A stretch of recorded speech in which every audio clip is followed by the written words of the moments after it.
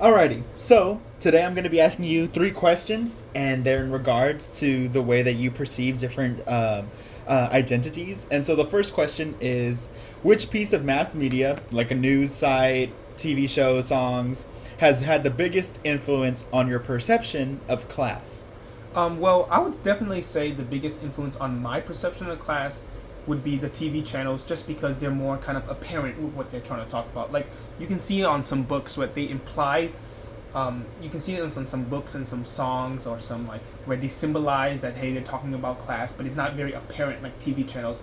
You have like TV channels such as Fox, such as like NBC. All of these TV channels have implicit bias in their thing. They kind of mention like their political. They kind of evoke their political beliefs into it while they talk about whether it's something even not political. They'll kind of invoke that into the system. So I feel like definitely mass media such as TV channels has influenced my perception of a class very big. Like they'll be talking about sometimes about social economic status or like what can one do to like social mobility. What can one do to kind of rise up in the social rankings? And like I think definitely. So yeah. Okay, and how does that really affect you with your interactions with others? It'll just kind of like, well, sometimes like for example, if I watch like a Fox channel or if I watch some kind of like news channel, oh like, hey, did you see that? Oh, maybe like if someone you can bring it into comment and like kind of being watching like those channels kind of evoke some kind of political belief, whether you believe it or not, it'll still be in your mind. It'll leave an impression per se, and so definitely it affects my identity just because as a kid, I didn't really think that, hey, if you watch a TV show or if you watch a news channel, it can't be political. It can't help you. You would think that, but there will be some kind of thing that will influence you to believe the way you believe. The same way who you spend your time with, or like who you're in a community with, is definitely the same way as the news channel. Maybe not as apparent and influential, but definitely still has the same effect. Okay. The second question is similar. You know what? Which piece of mass media has had the biggest influence on your perception of race?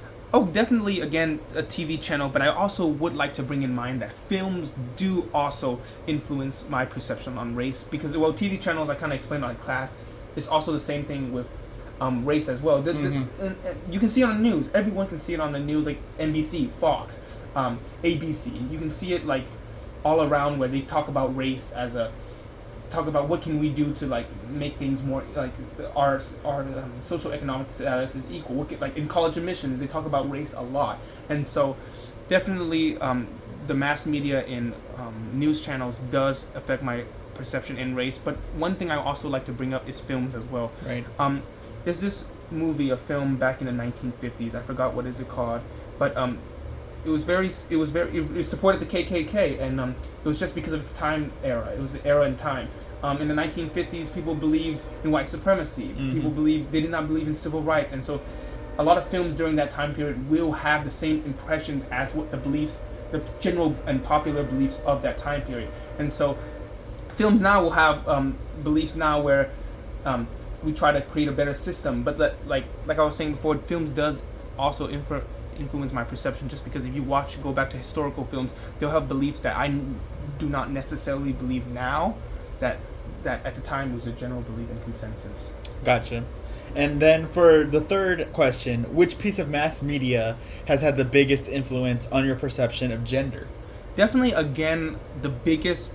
I always like to say that, hey, books and films definitely influence my perception on gender, but it's always the biggest and most apparent in TV channels, just because the way they portray themselves, the way they want to attract viewers, it's just they talk about it directly to you. They'll directly talk about an issue, and so like they'll talk about gender studies. They'll talk about, hey, I don't know if you heard this thing about the specifics about this swimmer who transgender swimmer who went to the women's league and dominated the women's league in swimming, if you have heard about that. And that's definitely caused a lot of controversy on TV, and that's definitely something that kind of pops up in my mind when I think of its perception of gender in TV channels. It's just much more apparent. But sure enough, there's also going to be some things in books and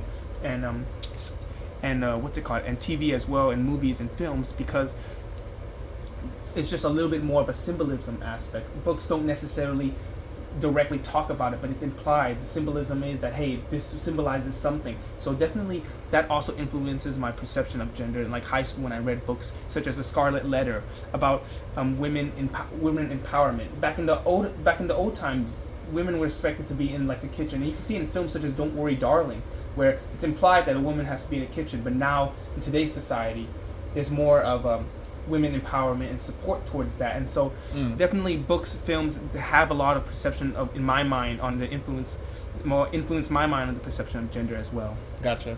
Alrighty. Well, thank you.